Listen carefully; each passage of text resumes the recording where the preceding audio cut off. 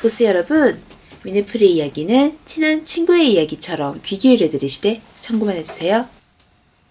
제 메일함을 열어보면 가끔씩 광고 제안 메일이 오는데요. 꽤 잦은 빈도로 성형외과 협찬 제안 메일이 오고 있습니다. 간단한 미용시술, 영양관리, 피부관리 이런 제안부터 안면 윤곽, 양악, 눈, 코, 가슴 수술 등 꽤 큰 규모의 수술 제안까지 오더라고요. 저희 병원을 방문하여 다양한 성형 프로그램을 상담하고 수술 받는 브이로그를 진행하고 싶어서 연락을 드립니다. 어떠신지요? 지금까지는 한 번도 이런 제안에 응해본 적은 없습니다.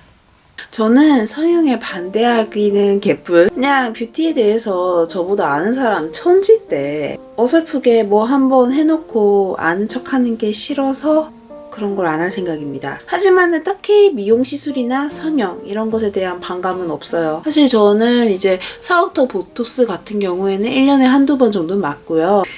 네, 이게 맞은 겁니다. 턱이 넓은데 근육도 굉장히 잘 발달해요. 의사쌤이 저보고 운동선수냐 이런 걸 물어봤을 정도였어요. 직장 다닐 때는 역삼역 근처에 있는 굉장히 좋은 피부관리실에 다닌 적이 있습니다. 거기 다닐 때 좋았어요. 그냥 제 경제 사정이 그런데 지금 다닐 만하지 않기 때문에 안 가는 거예요. 보세요. 이렇게 역광대도 치고 턱까지 치면은 꽤 나쁘지 않지 않을까? 이런 생각 지금도 해요. 이렇게 윤곽 수술을 하는 것에 대해서는 10대 때 정말 해보고 싶었던 거라서 만약에 제가 20대 초반에 유튜브를 시작했는데 그런 제안이 들어왔다.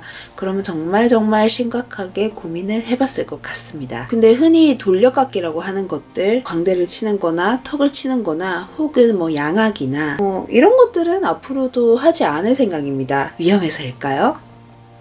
물론 그 수술들이 위험하지 않다는 얘기는 전혀 아니에요. 리스크가 크죠, 사실은. 근데 제가 경험한 바에 의하면 외모 컴플렉스에 아주 푹 빠져가지고 세상이 정말 나에게 공정하지 않다 이런 생각을 갖고 사는 게 어떻게 보면은 리스크가 더 클 수도 있어요. 저는 초등학교 4학년 때부터 중학교 때까지 얼굴이 너무 갸름해 보이고 싶어가지고 애교머리도 내리고 바람이 불면은 애교머리도 이렇게 넘어가니까 고개를 바닥에 이렇게 숙이고 다니고 그랬거든요. 또래 친구들이 제 외모를 굉장히 싫어할 것이다 이런 식으로 생각을 하고 지냈고요. 세상이 굉장히 불친절하다고 생각을 했어요. 만약에 제가 그 컴플렉스가 계속 이어져가지고 20대까지 그렇게 생각을 하고 살았다. 정말 돌려깎기를 해야만 하는 상황이 되었을 수도 있어요. 왜냐면 저는 점점 솟는 길을 택할 수밖에 없으니까요.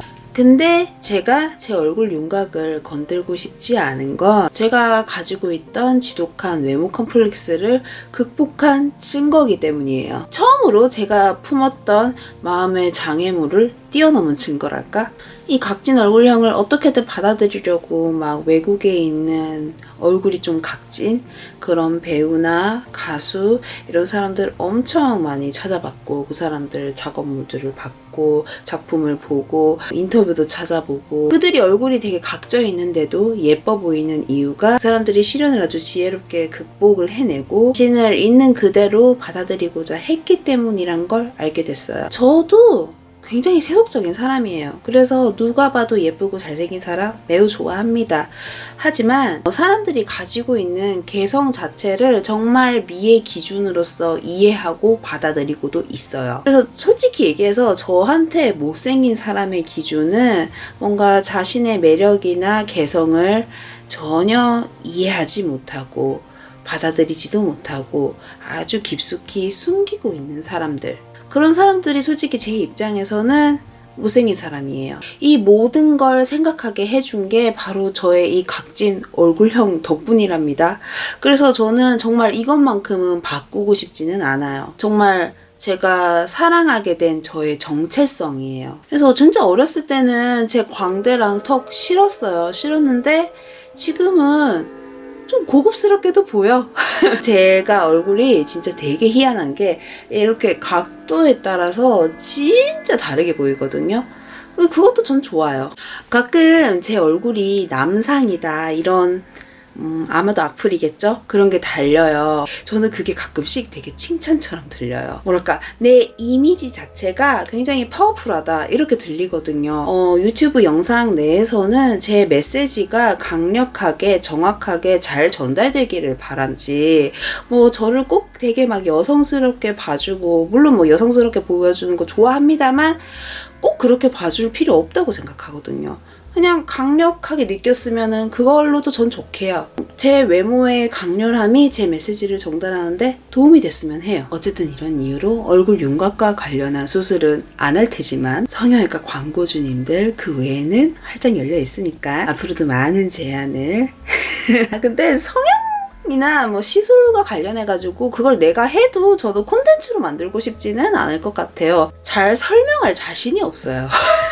외모라는 거는 정말 조형적으로 아름답게 생긴 사람들 뿐만 아니라 모든 사람들에게 무기가 될 수 있습니다. 그러니까 아름다움에 대해서 포기하지 않으셨으면 좋겠어요. 아름다움의 기준이나 그리고 아름다워질 수 있는 방법이나 이런 건 굉장히 다양할 수 있어요. 성형을 하는 거는 좋아요. 이미 많은 사람들이 하고 있고, 근데 조금 아쉽다 싶을 때가 본인의 미의 기준이라던가 아니면은 자신의 개성, 이런 부분에 대해서 어떤 것이다 이런 거를 좀 가진 다음에 성형을 하시는 선택을 하는 게 어떨까라는 생각을 해봅니다. 어쨌든 성형에는 리스크가 있잖아요. 한번 강을 건너면 돌아올 수 없는 그런 종류의 성형도 참 많잖아요. 한 번 더 숙고를 하시고 성형을 하시는 선택을 하는 것도 좋지 않을까, 이런 생각을 합니다. 네, 지금까지 우리 보스들이 모두 아름다워지길 바라는 미네풀이었습니다.